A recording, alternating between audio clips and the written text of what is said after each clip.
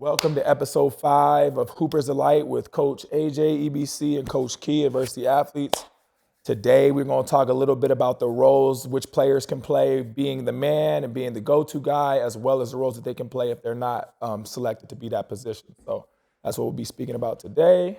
Let's start real quick, though, because I'm loving the fit. Tell me a little bit about the Flame game here with the VC jersey. Got the throwback. We got my boy Dre, Unknown Play. We got his exclusive mesh shorts that was in the summer collection, the summer drop. We got the Jordan 7s on right here. So, coordinate the purples and the white, black, and gray. Always looking good, bro. It's a little dapper. I threw on some Kobe's, always. Shout out. Out the Mamba. One of the GOATs. And then, of course, white chocolate, Miami Days, NBA champion. Just trying to be like you, bro. Trying to look good, feel good. Elbow pass. Yeah. All right, let's jump in it, man. So, we're going to touch on roles. Roles 1 through, what we kind of talked about 1 through 5 last week. What is expected traditionally when it was more position-based basketball, then it turned more positionless. But today we're going to dive a little bit more deeper into what it looks like if you're the dude at each position, just the dude in general, and then if you're not the guy, not the go-to guy, not the number one option, what it should look like at different positions. So start us off, since you are known to be a dude. You were one of the dudes growing up. You were a player of the year in college and almost national player of the year, runner-up, correct? Yep, runner-up. So you know all about this life. I was always a guy that had the ball in his hands, but I was never like the number one scoring option. When I was a little kid, I was, but not into high school and college. So talk about what that looks like. Educate us, my friend. Alrighty, so the first thing I'll talk about when it comes to being the guy or being the main option is sacrifice. And it's not just on the floor. It comes with what are you doing in your off season and what you're doing with your training. So first and foremost, I would say for the guys that want to be the guy or want to step into that role, are you okay with being blamed for everything going bad? Are you going to be a good teammate when everything is going good and you're playing really well and you give all the love to your teammates? Are you going to be able to, in a timeout, tell your coach, don't worry about it, I got it? And so those are things that I feel like the go-to guy has to embody, and then the work ethic. It doesn't just come with going to the gym. It's how many hours, how many reps, how many makes. Are you lifting? Are you getting proper sleep? Are you counting your macros? So like the way that I did it is I tracked my macros. So that's my macronutrients. So I knew exactly how many grams of protein I was eating, carbs, calories, fats. I started doing that when I was in high school. And so my diet was a little bit different. I was dieting. I was sleeping, but I was also working. And the one thing that I sacrificed the most was sleep, which is very valuable. So I will say that is something for me that I think is the most valuable in your growth, in your development, as far as maturing your body. But I didn't sleep much because I was too busy focused on trying to put in work. So, and then your work ethic, how much are you in the gym? How many shots are you making a day? And are you complacent? For me, I think that complacency is the worst place you can be in. And in order to be the guy, you can never be complacent because your numbers are going to fluctuate depending on what the team asks of you. You can be the guy without scoring the most points. And I want to be very clear, you can be the guy without scoring the most points. You have the most impact on the game. Are you guarding the other team's best player? Are you setting the tone from a vocal leadership standpoint? Are you talking to your teammate and amongst your teammates? Are you liked? Are you not liked by your teammates and by your coach? Are you coachable? Which I think is, in order for the go-to guy to be, you have to be coachable, but you also have to have I don't know if it's a skill or a mindset, but I got this, and you got to trust in yourself and have the utmost confidence in your abilities, and confidence comes through the work that you're going to put in. So for me, how my work ethic goes is, I wake up at 5, and typically I would go do my ball handling or do my weightlifting in the morning. I would do conditioning, and I'd get up at least 500 makes, and then I would go to school, go to class, and then before practice, I would go get another 500 makes and get into the training room before practice, about 30, 45 minutes, then go to practice, get into practice, then after stay, get some extra conditioning in, extra shots in, go back home, and then go back to the gym later that night, just so I could be prepared for the type of physical shape I needed to be in to play all 4 quarters or to play both halves and play every minute of every game. So it came with a lot. It was a lot of sacrifice. I went to one prom. My freshman year, I went to prom, and then my senior year, I went for the last 10 minutes because I was actually working out, and so I showed up late and I had no date. So Those were the only times I went to prom. I went to one homecoming. That was my senior year. And that was after I worked out for 4 hours. So it's a little different. You got to sacrifice certain things. And on top of that, are you going to do it consistently? It's easy to say you want to be the guy, but how consistent are you? And the work follows every single day. It can't just be a pick and choose. And most of the time, the days that I felt like not going is the days I went harder. And I knew that I was going to get the most out of it if I was to push through the fatigue and the lack of motivation, because I remembered my goals. And so whatever you set out to do is going to come with a sacrifice. And so being the guy is one of those things. My first year of college, I was fortunate to have a great coach, the most winningest coach in California JUCO history. And he taught me a lot about being selfless. I was very selfish coming out of high school because I was player of the year in 4A. I led my team in scoring in every statistical category, but I was big on myself and I wanted to go Division I. So I went to junior college. I was already disappointed and I thought I was 10 times better than everybody. And I had a wake-up call and a reality check. I wasn't at that level that I thought I was. And it required me to work even harder than I thought I was going before. And then on top of that, understanding that what my team needed, I was the most valuable player. But in order for my first year for that team to win, I wasn't supposed to be the leading scorer. I could create my shot and I could create shots for others, and nobody else could play make. So I had to be able to be that guy to say, you know what, I'm not going to score 20 a game. I'm going to have to go to 10, and I'm going to have to get 5 assists. I'm going to have to get 8 rebounds, and I got to be the best in shape and best defender on this team, guard every team's best player, and try to hold them to half of their average.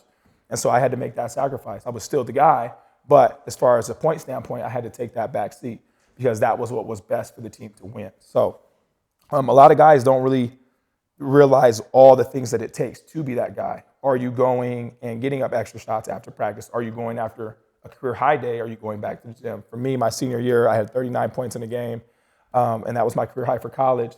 That night, I was in the gym from 12 to 2, and I made 1,000 threes that night, just because I didn't want to be complacent.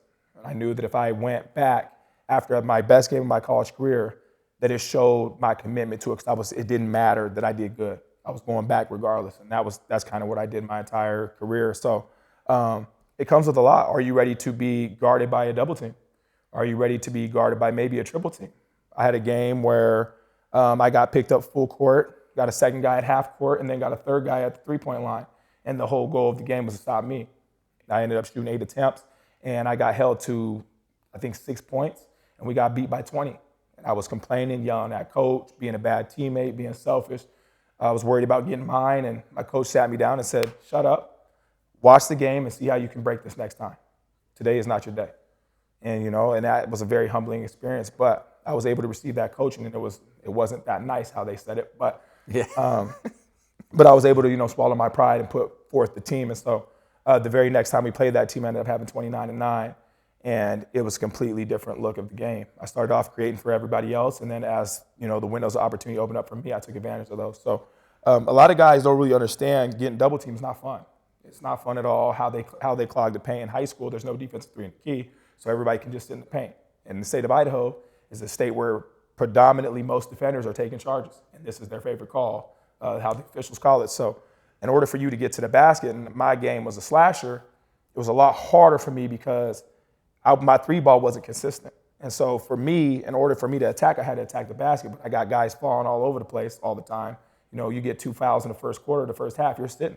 And so, people are game planning to stop you. They know your tendencies, how much you want to go right, how much you want to go left. Is your step back to the left the same as to the right? Is your pump fake three good, or is your catch and shoot three good? Are you an off the dribble guy? Everything is game plan around you. Are you ready for that? And are you going to show up night in and night out? Or are you just worried about scoring? And so what it takes with all of that is how much are you willing to commit to this, And so I think that the main thing to be the go-to guy is, one, are you coachable? Do you understand the game? Are you watching film? And are you seeing areas where you can attack and where you can improve your team and get shots for your teammates? So that takes a lot of going to the gym, watching film, and being honest with yourself. I feel like a lot of times as players, we become delusional, and we get to a point where we're so full of ourselves that we're not real with ourselves. And I can score on anybody. I can do this. I can do that. But just because you can be a scorer or score on anybody doesn't mean that that's the right shot. Me shooting a fadeaway turnaround on 3 guys might not be the right shot. In some cases, it might be the right shot. But, I've put in the reps and been in the gym for hours to make that shot. So when I shoot it, my coach has enough confidence in me because they've seen the work that I put in. But if I'm not confident in that shot and I got a 42% three-point shooter in the corner and I'm shooting my turnaround over 3 guys, it's a bad shot. I got to hit that guy in the corner, regardless if he averages 3 points a game or he averages 12. Doesn't matter. If he's shooting 42 from 3, you got to kick it to that guy. So being the guy comes with a lot of responsibility, and you have to be the hardest worker on the team. In conditioning, when you start the preseason or you're in the off season, when you're doing suicides or you're doing line drills, are you first? It does matter because you're setting the tone for your team. If you're the guy, you want to begin first. Whether you're the fastest or not, you better be going the hardest.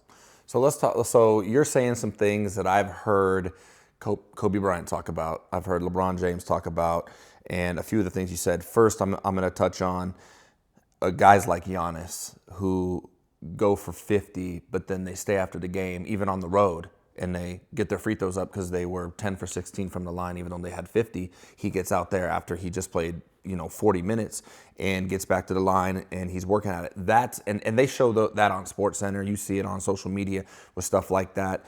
Guys putting in work after the game, 3 hours before the game. They go through a full hour and a half workout with their trainer. Yep. And then they play in a high octane, high performance based, NBA basketball game. Right. And then they go after. Right. And a lot of these kids today, especially out here in Idaho, just kids in general, this generation, is, hey, I got practice today. That's what I'm doing today. I got practice, so I'm gonna get better, and it's a team-based practice, so there's not a lot of individual work. So what you're saying, and I hope everyone is listening, is that that's not it. That is the tip of the iceberg. You're talking about waking up, your mind's on it, you're doing something to get better.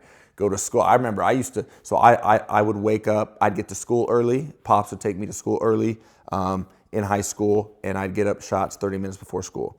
And then at lunch, I'm in the gym with my boy getting shots up, my wingman. And then after school, before practice, we got 30 minutes. We're getting in work. We're getting warmed up for practice. And then go home that night. I had to hoop at the house, and I'd get up 100 makes.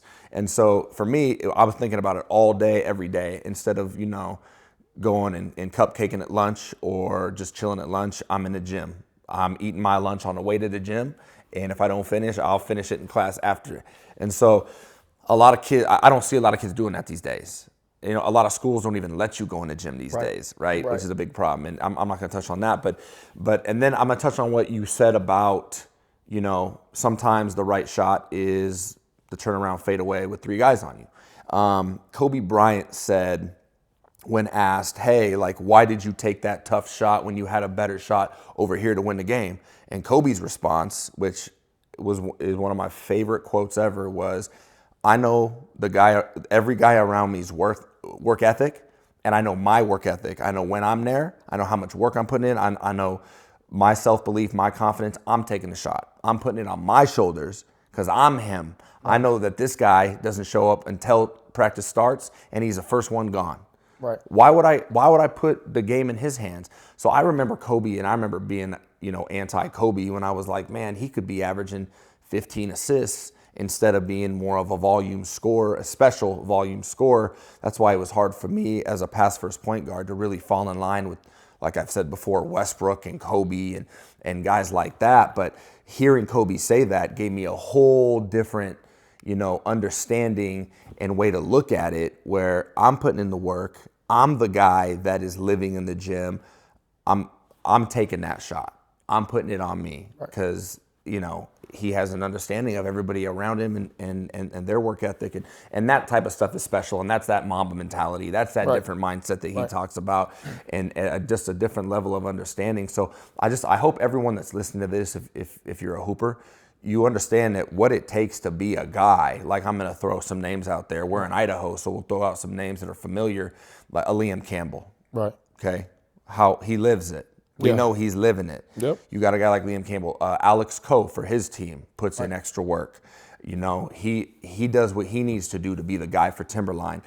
Guys like that. I mean, I could throw out 100. Case Wynot. Case Wynot's the guy. He's 75 points away from the all-time, state scoring record out here, and he's got 15 games left. He's going to do it he might do it next game and drop 75. He just had 57, 13, and 11. And he was in the gym the next day in the morning. And the next morning he was in the gym, if not after the game that night.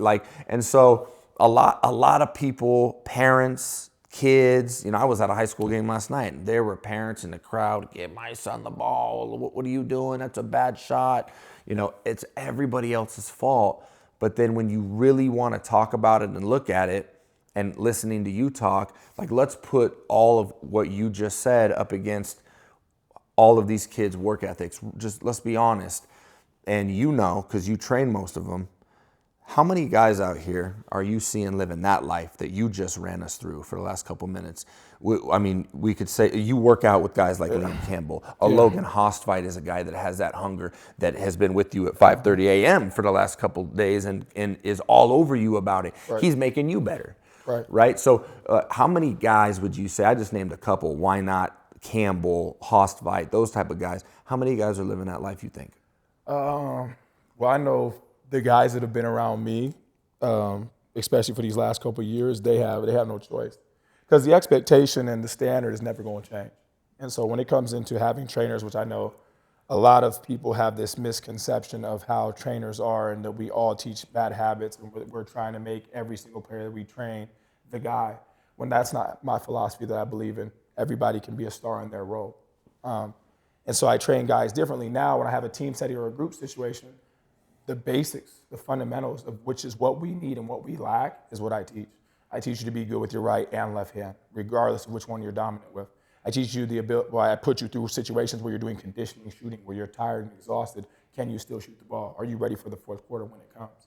Not only that, defense. There's not many trainers that train defense. I teach defense and things like that. I teach communication, those aspects of the game that now are forgotten. And so I do have quite a few. I can't name them all, but there is quite a few. I'll give a special shout out to a guy that had another double-double. This is his third of the season, Jay Curtis, who want to talk about work ethic. I'll just give a quick story about this kid. This kid last year, he was a junior on JV, and there was a day that he came into the gym and he wasn't himself. I could see his confidence was gone. He was kind of at a place where I was questioning if he loved it or not. And we had a real man-to-man conversation. I got in his face, gave him some very choice words to uplift him. But not only that, I built a relationship with him where he could understand exactly where I was coming from. I said, you got to make a decision today that is this what you really want? And I said, and it's not going to be what you think it is. You're not going to be the guy shooting off the dribble every single time trying to get your own shot, and that's going to get you where you want to go. I said, if you really want to change your situation, can you be the best rebounder on your team? Can you be one of the loudest and most vocal people? Are you going to be the hardest worker? And what else are you willing to sacrifice for the team? Are you willing to do that? And we watched him at the very start of the year, and I turned to you, knowing that he's a guy that you've worked with, not knowing that, but turned to you and I was like, this kid is going to make a difference on this team this year, because we knew about Cheryl, we knew about Thompson, we knew about McBride, we know Hostfight's gone, so how are they going to bring it together? What other pieces do they have? That little point guard that you train, yeah, he impressed me too. And then Curtis was player of the game. Against Meridian, a game they should have probably won, and Meridian has a chance to be a state championship team this year. And so that was super impressive, and I've definitely seen the difference in the growth in that now that you say that, because he's a different player than he was, and he's impacting that team, and that team is going to have a chance to get to the state tournament when nobody thought they were after losing their best player. And that's all of those guys, that group. I have 8 kids on the varsity. I have a bunch of the JV guys and younger guys. Those guys, they work. They work, and all they need is to be unleashed. Yeah. And when you have confidence, it's crazy how far it can take you. And so, one thing that I do believe with players, and when it comes to development and when it comes to coaching, and granted, I'm not coaching, but how I like to be coached is I like to be free. And I wanted it to be okay to make a mistake because I was going to get it back. Yeah. If I turned the ball over, you bet I was going to try to get a steal. I was going to try to get a deflection. I was going to try to take a charge. I was trying to do so. I was going to get a rebound, something. So being unleashed, I'd rather have 10 savages unleashed than only having 2. And so I think that a lot of times we don't get to really see the capability of these players because they're in a situation where there's design. I don't know if the coach designs their role to be this, but they are put in a spot where they can't be as effective as they can because they are limited to what they can do and where the coach can believe in them. And so a lot of times I have to tell these guys, you can't sit here and complain about the situation that you're in. All you can control is yourself. And if you're constantly pointing the finger at coach isn't letting me do this or my school isn't this or this guy doesn't pass me the ball, anybody, it's easy to point the finger. It's easy to sit there and it be everybody else's fault, but what are you doing? Are you going and getting first in every single sprint? Are you winning all the shooting drills in practice? Are you going the hardest in the ball handling? Are you winning the sprints? Are you going and you're diving on the floor? Are you taking those chances? Are you giving up the most effort? Are you doing that? Yeah. And it's not just within the practice, right? We got, like I hear it all the time, well, we had practice day, it was 2 hours. Okay, well, what else did you do? Well, we had practice, we had a team shoot around. Okay, that was required. Yeah. What did you do that was not required? Did you go get an hour workout with me? Did you go get an hour by yourself? Did you make 1,000? Did you make 500? Did you do something else that wasn't required of you? Because if you're doing what everybody else is doing, how can you complain about being where everybody else is at? Yeah. You have to give forth the effort to put yourself in a better situation instead of complaining. We all could point the finger. Yeah. And so when I look at these guys and I want more guys to become the dude, but you have to be a star in your role. And that's part of, what this episode is about is, can you be okay with not being the guy? Can you still impact the game? Do you still have confidence when you go out there? Are you going to pass up open threes? Because a lot of times this is what I hear. Why didn't you get any shots? Well, you also didn't look at the hoop. So the 4 times that you did get it with the ability to shoot it or the opportunity to shoot it, you didn't even look. Yeah. And now you're saying, well, you weren't in a position and it's again pointing. No, you didn't believe in yourself enough to take that shot. Yeah. And you're complaining. Did you get in the gym? Did you make 1,000 shots? Because if you're in the gym every single day and you're taking those shots, those same shots, are you watching film to know where you get the ball at? So when that opportunity comes again, that you seize the moment? Are you that engaged? Does it mean that much to you? Don't tell me. Talk is nice, talk is cheap. Show me. Yeah. I don't want to go to games and sit here and go on Instagram and see all these highlights and these edits and you look great. And then I look at the box score and you didn't do anything. You got 19 minutes. And then you're complaining about, oh, I should play more. How? You didn't do anything. My eyes are not going to lie to me. I need to see you do something. Gino Auriemma, maybe the GOAT for girls college basketball, probably along with maybe Pat Summitt and Tara Vanderveer and them, Kim Mulkey. But Gino came out and said, I'm so sick and tired of everybody acting like the one person that scores all the points is like the only person that matters. He's like, and he talked about being a star in your role. Go look it up on Instagram. Gino Auriemma talks about if you can be a star in your role, that's when there's greatness. That's when teams are great.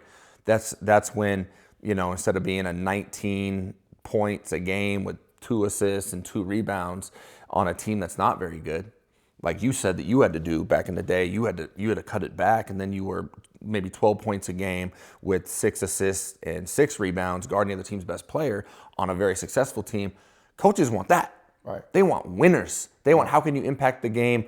How can you impact winning in different ways? And then Bradley Beal has a clip that's floating around there on Instagram where he's telling his guys on his club, you guys think that y'all gonna be like me in college? Y'all gonna average 21 a game in college? It's like guys like myself are so extremely rare. He goes, none of you are gonna go to the Division I level and average 21 a game. He goes, but you all will have an opportunity if you learn how to star in this way, or this way, or this role, or this role. Right. And so that's the thing is all these kids that are like D1 or bust or whatever. It's like, so I got to score 20 a game. No, you don't. You can be 10, 8, 5, and an above average defender, and coaches are going to look at you if you're on a team that's winning. Right. And so I was that guy. Yeah. I was that guy. I was the guy that was D1 or bust, and I missed out on opportunities to get my education. I went to college for 5 years. I could have had all 4 or 5 years paid for had I been humble enough to sit there and say, you know what, I need to play this role. Back then, everything was about dunking. Watching guys like Vince Carter, you're seeing windmills, 360s. That's all I cared about. You're seeing MJ, Kobe dunking and shooting fadeaways. That's what I did. But then as the game has changed and the three-pointer became more significant and more impactful and more meaningful, I was late to the game. I didn't start shooting the 3-ball at a high percentage until my senior year of college. Had I done that in my first year or in high school, my career would have been totally different. That was my knock. Can he shoot? I could shoot mid-range. Yeah. But when it was open on the 3, these guys are playing 10 feet off me, and I'm not shooting it. So in my head, I'm like, I can get to the basket. I can get to the mid-range.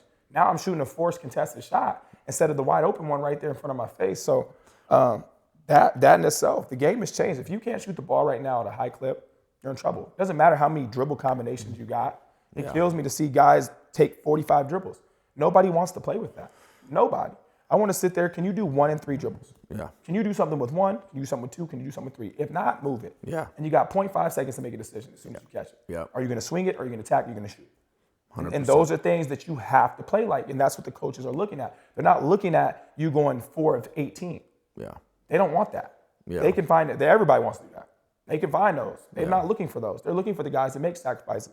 A guy like a Cam Downey that'll pick up full court and be a dog and just be tough. And he might get 2 or 3 shots a game.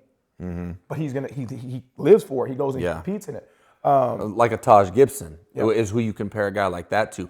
Energy guy, good teammate, will play above average defense, do whatever you ask him to do. Right. And then if he has opportunities to get high percentage looks, he'll take them, and you can trust him in those positions. You touched on Taj and guys like that last week. I do want to give you a shout out because we've been hooping a little bit lately, and you can shoot the ball from the 3. Oh yeah, especially when it comes to the game winners. We are looking for you, but we played the other day and we got 5 guys together and we all had a decent feel of each other's games, and we were successful playing together, pick up, because we all kind of understood our role. Right. Okay, we need a bucket, we got Key. If we have a mismatch, we go to Key. Dell was there. Right. Dell was lobs. Dell catching lobs, getting rebounds. He knew exactly what his job was. Right. We had the little lefty that goes to Baylor. Yep. Shout out Ray J. Dennis. He gonna give your boy Ray J a shout out. Speaking of being the dude, Ray J. Dennis, that type of guy. Right. But yeah, so he came out and he knew, hey, catch and shoot the 3 ball or attack and kick. I was looking for guys. I was finding guys. Right. So we had a nice squad. Everybody understood their role. Everybody was playing well in their role, and we were balling. Right. We were balling. And we trusted each other. A couple missed shots and still kept going back. And that's one thing and there's not just Cam that makes that sacrifice and plays his role, but there's other players at different schools where they have more of a scoring role right off the bench. There's some guys that come in the game, like Steve from Boise, that could come in, he could start, he can come off the bench, he can give you 20 off the bench. And so, there's certain players that, depending on what the coach sees in that guy, may have the opportunity to go out there and score. Or you might have to have a guy like Fisher Okamika who can go and face guard somebody, and that's all that coach asks him to do. Yeah. And so, granted, these are my guys, I'm a little biased towards them, but I see the sacrifices that some of these players are making, and it's not just my guys. It's guys that other people train and other teams and people that I don't know, but I've seen them play that are willing to do these roles for the betterment of the team. Okay. And sometimes I feel like we don't highlight those guys enough. A guy like a Jace Allen, a guy like a Russell Gibson that can pass. Yes, he scores, but he can pass and he makes people around him better. A guy like Hudson Van Alphen that can shoot it over there at Eagle. There's many more. You can go down the list of Middleton guys that you were talking about. Sam Kofed that comes in as a brute and just plays strong and drives to the basket and plays hard. So, each team has a different set of players that, can play a role and can be impactful in those roles. However, my thing is that when you get out there, just because you have a certain designated role doesn't mean that you're not allowed to shoot. Yeah. And a lot of times we get confusion on when coach says, hey, I need you to just guard this guy. I don't care about nothing else. That doesn't mean don't shoot it when you're wide open. Yeah. That doesn't mean that when you catch it because you're a playmaker just to swing it. If you have open shot, take it. And if you work on that, they're going to trust in your work, and then you can shoot the step back shot. But if they've never seen you work on a step back shot, why would they trust you? And that's something when it comes to this development. I look at guys and I try to work on their offhand as much as I can. Where some coaches, they have a philosophy of just go with your dominant hand. The levels I played at, depending on situation, if you go with your dominant hand on the left side, it's going to get pinned off the glass. Somebody's going to catch it. You're going to be on ESPN. That's not a good shot. Yeah. You shielding off with your dominant hand and then finishing with your left is what's the shot. Yeah. Whether you miss it or not, that's the correct shot. This right here, you get padded. So, it just depends on situations and stuff like that. But, being a star in your role, it comes down to a sacrifice. If you look at a guy like Drew Holiday, he had an interview, and they were like, Drew, you're used to scoring at least 20 points a game and having more shots. And he said, well, I have Jaylen Brown, I have Jason Tatum, I have Derek White that's playing at an all-star level, averaging 17 a game. I have Porzingis that's dominating and playing for this particular team. That's not required of me. I'm to guard. I'm to lead, and I'm to lead by example and vocally. And I'm going to do that because look at our record. That has something to do with why we're in this position. And that's why that's a championship team. And exactly right. And that's a guy that's been an NBA All-Star. That's a guy that's been a first-team All-Defensive guy. That's a guy who is, in my opinion, is probably one of the most underrated, if not the most underrated guy in the NBA. Every year. And if he can sit there and say that and swallow his pride and say, you know what, I got to get these two the ball. This guy's having a great year himself, and then this stretch four is out here killing everybody. I can take the back seat as long as we're winning the game. So question for you. You mentioned something a little bit earlier about coaching and then about, responding correctly. We are both faith-based guys as well, right? We pray at the end of every episode. And this is something on another podcast I do. It's called the Present Life Podcast. We touch on faith and stuff. And we talked about it last episode about how you have no control about really what happens, like actually what happens in this life. The only control you have is how you respond to the things that take place. A missed shot. Right. Starting on the bench, coming in off the bench. Like, how are you going to respond? There's only two answers here. You can respond correctly or incorrectly. Right. Correctly has a list of things that looks like with selflessness and all those different types of things. Incorrectly, selfishness and all those things. I could go on about it. If you want to hear the list, go watch the Present Life podcast. But that's a great point. And then you touched on coaching. And I want to do an episode on coaching. And obviously we're going to have to be very careful. But and I mentioned it to you before, and you're like, we're going to have to talk about that before we do that episode. But you made a good point about how there's a lot of coaches that don't communicate well enough with their kids on what their role is fully. You can't be like you said, hey, I want you to go play defense. That's all I care about. You have to try and understand how that message is coming across. Each kid perceives differently. Right. They learn differently. They hear differently based on life experiences and all of those different things. And so when coaches relay these messages, I don't think there's enough coaches doing a good enough job, nearly enough coaches doing nearly a good enough job in helping kids understand this is who you are on this team for us to be the most successful. Here's my vision. Not every coach is going to have an understanding well enough to make a team successful, and they may have the wrong understanding of a kid's skill set or because of their IQ or whatever. But the communication and the understanding and being on the same page and the relationship aspect of it, for me, which is more of a new school type of coaching, the old school is shut up, get in line, do what you're told. And if you miss a shot, you're coming out the game. If you take a shot I don't like, you're coming out the game. And like I said, this is for a different episode, and we can dive into coaching, what the different styles of coaching are, the different levels of communication and types of communication. But it's very frustrating at the Idaho high school basketball level for me to look at a lot of these kids who we've known for years, and as they have progressed, start to lose love for the game. Right. Because they don't understand. They're just living in confusion, a spirit of confusion where they're just like, it's chaotic for them in their mind. And these kids they're sweet enough kids to where they're not going to go up to coach, the person in charge, and be like, you need to lay it out for me. You need to keep it 100 for me. What's your view? Because a lot of these coaches are just going to say what kids want to hear, what parents want to hear, because they don't want to deal with it. Right? And we see a lot of that happening, and a lot of kids losing the love for the game, like I said, and it's very frustrating for me. And I've said this before, and I'm not trying to hurt feelings or anything like that, but from a communication standpoint, a lot of bad coaches all over the world. Right. All over for me, athletics is a tool to build relationships, because life is about relationships and affecting people in a positive way and being a bright light in people's lives. And I'm going to implement, that's what we believe our faith is as well. You are called to train. You should be getting paid to play basketball right now. But you have been called, okay, based on your faith, you have been called to affect lives in a positive way and love kids and show kids the light through your training, through this beautiful game. Right? That's what I felt about my media stuff. I started the media stuff. I try to affect kids that way. And through being a real estate agent, like I love the interaction with the people and helping people make life decisions that could change their life. Right. And so we all have a different view on that. But when it comes to coaching, it's been really difficult for me based on how I view things, so relationally and whatnot, to see these kids just not connecting with their coaches on a personal level, because I think that's what coaching is. Right. It's a mentorship. It's helping kids. It's imparting just positivity and love and all those type of things using the game of basketball. That's what a coach's job is. And I'm not seeing a ton of it.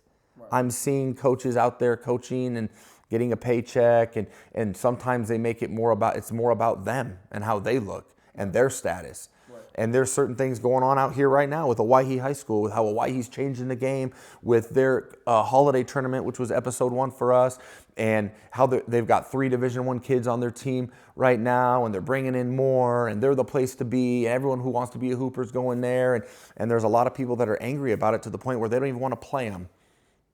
They don't want to put in the effort. We aren't going to play them because they're doing these things that we don't agree with. And that's not, you want to get better, you go play against better players. Right. You go after them. Right. Go beat them. Right. I was always the guy that loved being on the team that wasn't supposed to win. Oh, really? Really? Watch. Right. Watch me work. And that's that dog. But work, though. The work. You said work. Honestly, the way that I look at it, too, is it's a double-edged sword with the coaches and the players and the relationship. Yeah. Now, how I believe it is my duty and my due diligence to build that relationship, because once I've built that relationship, now I can talk to you and understand you in a way that I may hurt your feelings, but you know where it's coming from. Because I have to be honest with you. With my job, it's not an instant gratification job. And I try to explain this to people. There are some kids that I've invested in 5 years of my time to get to the end of this road and them decide that maybe basketball's not for them. And that hurts a little bit. But at the end of the day, it's not about me and what I want for them, it's what they want. And it's changed how I train and how I look at things a lot, because my job, yes, I want to make great basketball players, and that's what I feel like I can do. But if I only make you good at basketball, I failed you.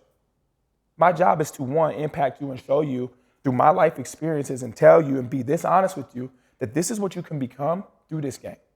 And I need to help you become a better person than a better basketball player. If I only made you good at basketball, I failed you. You need to be a good person with high work ethic, high character, treat people good, and people will be good to you. Have beliefs. You may not believe the same thing that I believe. You don't come from the same thing that I come from. But I can share with you my experiences, and sometimes it is tough conversations where I have to sit there and be like, hey, I got to be honest with you. This is what I went through in my life. And this story that I'm sharing with you is now, when you get into this situation, you're going to be able to handle it way better than I did at that time.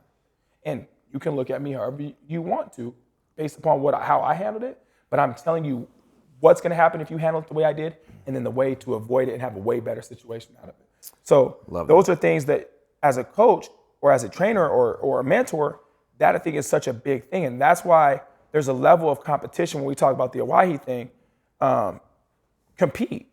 I do not want my players or any kid that I train, and I train Hawaii kids, but people that go up against them, I do not want them to quit because, they do this. No, we can't sit there and blame and excuse and give us a built-in excuse. No, compete. Jeff Sainer goes out and competes against whoever. He doesn't care what your name is, who you've been, who you got, what you did to get him. He just competes. Yep. And he's a guy who, you look at his school, respectfully, but people aren't jumping at the bit to go to Meridian High School. They want to play for Coach Sainer, though. But they don't want to go to the school and participate in blue and yellow. You got 1 jersey. You got 2 jerseys. You don't have all the nice things. The court is not going to get redone. The school's not getting, it's rough around the edges, kids. He does the most with the least. And he turns people where you're like, can you even say that? This kid had this potential all along. He brings the best out of kids, and he understands each kid's situation. That's why he is who he is. He doesn't care about the clout. He doesn't care about the fame. He don't care about the attention. He just goes, shows up, does his job, and that's it. And he impacts these kids and has a relationship that he's built over the course of time with multiple players, and he's placing multiple players in college, and players that come back from college want to work for him and with him because they understand the impact and role that he played in their life. And it's not just Coach Sainer. Shout out to Coach Sainer. That's my guy. But there's other coaches that have that same type of feel and impact. Harrington is one of those guys. Whether you like him or not, whatever. That's what he does. He has players coming back. His whole entire team goes and watches Jack Payne, which is one of my guys, goes and watches him play Colorado State at Boise State. The entire team, the program. That's support, right? So and each kid is a different situation, and some coaches are really good at understanding and some aren't. And some, they might understand 10 kids and misunderstand one. We're not perfect, right? And there's kids that I've trained where I've pushed them so hard to the point where they stopped loving the game. When I first started, that was my thing. All I knew was how I had to do it. So I tried to give that back when today's world is not the same. It's not that hard. You don't have to get, like, you have way more resources. You have the videos. You have coaches that are going on Twitter looking for players. Like, you have so many more resources than I did. But the thing that doesn't change is the work. You have to put in the work. You have to have a level of confidence about you that nobody can waver. And that's what I try to instill, and that's what I feel like these coaches should instill. When you're telling a guy, hey, don't shoot that shot, you got to also understand how that kid took that. Now, you're not telling him not to shoot. You're telling him to get a better shot. But you got to explain that to him and make sure that that's what is going through his head. So now when he gets an open shot, he's not passing it up. Yeah. You know what I'm saying? And those relationships that you build with these players come over time. It comes with, you know what? I know I have 18 other things to do, but I'm going to go and have a team lunch. I'm going to be at every open gym. I'm going to have more open gyms than I had the previous year. I'm not going to have open gyms starting in October. I'm going to have open gyms starting in August or maybe in the summer.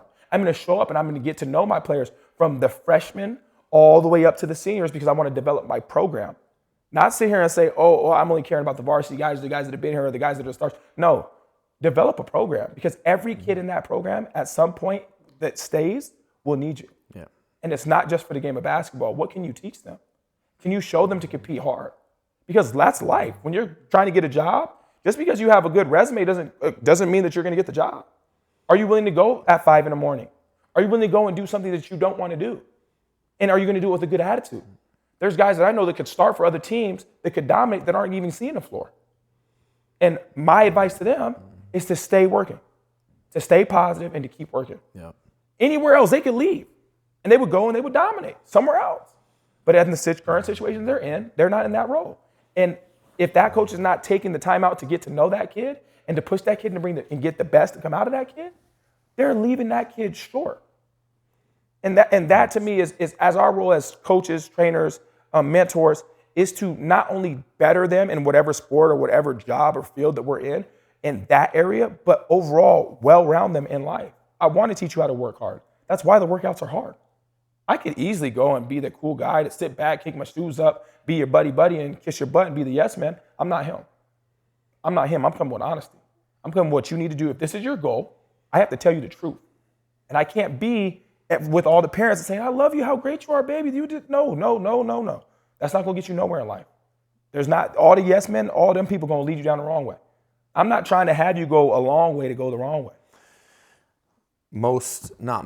A lot of people want that. A lot of parents want that. Just you tell them what they want to hear. Okay, youth sports is $1 billion industry. There's a lot of scammers out there. I mean, that's life. That's just life. That's every business, every part of life. There's people who are frauds and whatnot. I want to end it with this. I really liked what you said about how you're going to be honest with people. You're going to share people about your life experiences. And that's, as a mentor, that's what we're called to do. My life experience, my parents went through a divorce. My wife and I lost a child, right? Those things that we have gone through, I believe that God uses everything for good if you allow him to. If you have faith in that, if you have faith in him and how he works. And that's kind of what you're saying, is that you are taking your life experiences, everything you've learned, and you're taking the positives and you're imparting them into these kids, and you're taking the negatives and you're warning these kids. Right. Which is our job, and your passion and your ability to be like, I'm not going to be a yes man. I'm going to tell you exactly how it is. Like, love it, like it, hate it, whatever. That's what you need, and that's my job, to put you in the best position moving forward. And I want to segue that, and I want to finish up with anybody out there that hears this podcast and is deciding or maybe understanding that if you want to be a hooper, things need to change. Yeah. In life really is about who you surround yourself with consistently. Yep. And so we have a guy out here in Idaho, who has been there, done that, understands it, wants the best for your kids. You can hear his heart. You can hear what he's saying. He's walking you through his workouts.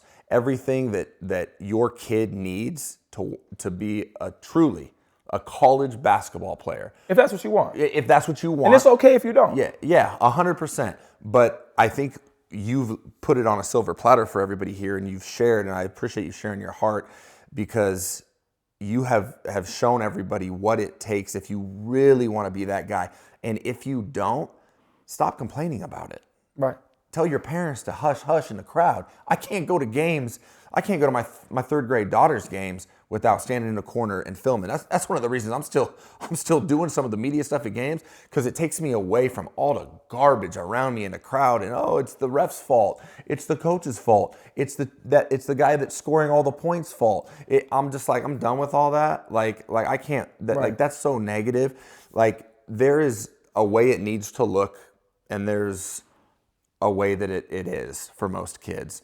And if you're not doing what Coach Key has preached today, you need to reevaluate what's important to you and how much you really want to do. Are you doing it because your parents are telling you to do it? Are you doing it because your friends are doing it? Are you doing it just to do it? Because that's okay. Right. Go play the game because you enjoy the game.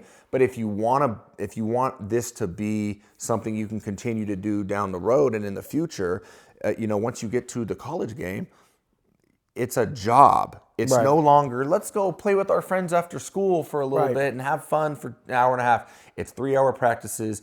You're 6 a.m. to 8 a.m. and then you're 3 to 6, and then you're back shooting 8 to 10. And you better be producing, because you're trying to keep that coach's job. So that coach ain't gonna. It's for coaches. It's about, how can I keep my job? Right. And your job is to help them keep their job. So you start getting loosey-goosey and you're not putting in the work, and if you aren't ready for that, then be honest with yourself. Be honest with your parents. You're replaceable. You're replaceable. And the thing is, as soon as you go to college, as soon as you sign a scholarship, they are recruiting to replace you that moment. Yeah. And you can take it how you want, but that's how it is. And their livelihood and how they provide for their family is based upon you being who you say that you are. And obviously, hopefully they evaluate you and recruit you enough to get exactly what you say that you are, but a lot of talking. My mom told me when I was young, she said, Key, at some point the talking has to stop and the walking has to begin. And that's following through with what your commitment is. If you're staying true to what you said you were going to do long after the feeling what you said and it has left, that shows that you're committed to it. And I want to say this too. For anybody that tunes in and taps into this and watches this, and hopefully you can take something from it for the good. We are both human beings, and we do this to give back to the kids around this area, and maybe more eventually if this ends up blowing up the way that it could. You don't have to agree with everything that we say, and that's 100% fine. We have no hate in our heart for you, but if you don't agree with what we say, or you don't like what we're saying, you don't like the message that we're trying to give out, there is an easy button that says unfollow. You can unfollow, you can unadd, you can block. Whatever you think that you need to do, if you don't like hearing me talk and ramble, if you think we're full of ourselves and we're sitting there and we don't have the resumes or the credentials to speak about what we speak about, you don't have to follow us. My feelings will never be hurt. To be honest with you, I really don't care about opinions. I don't care to be liked. I don't do this to be liked. It's the same way I approach my training. I'm not for everybody. I want to help everybody, but I'm not for everybody. If you truly get to know me and understand me, you'll be a part of it. If you sit there and look on the outside and you build your own opinion based upon not knowing a thing, that's on you. I have no hate in my heart or any ill will towards anybody. I want to see every single kid that puts on a jersey or plays a sport or goes to class in Idaho be successful, whether that's at a sport or whether that's a business CEO, whatever the case may be. I am for the kids in Idaho and for people in general. I want to see people become better, because where our country is headed, where everything is going around in this world, all you're seeing is lies. All you're seeing is evil. People are turning on you. They're making it easier to be a hater, where we just want to promote something good. So if you don't like us, 100% fine. You don't have to follow us. But we're going to continue to preach our message. We're going to continue to share what we have and our experiences and try to help as many as we can. And with that, go with God. God bless. You want the prayer? I got it. I got it. No, I appreciate you. Here we go. All right, Heavenly Father, thank you for just using us as your instruments, just to kind of share your word through the game of basketball, through something we're passionate about, something that you have just placed on our hearts, just a desire we have to want to just impact people positively, using the game of basketball and using our life experiences. So help us to continue to just, speak from the heart, be honest, be loving, and be the best that we can be. And hopefully that overflows and can impact others, like I said, positively. So we thank you, we praise you in Jesus' name. Amen.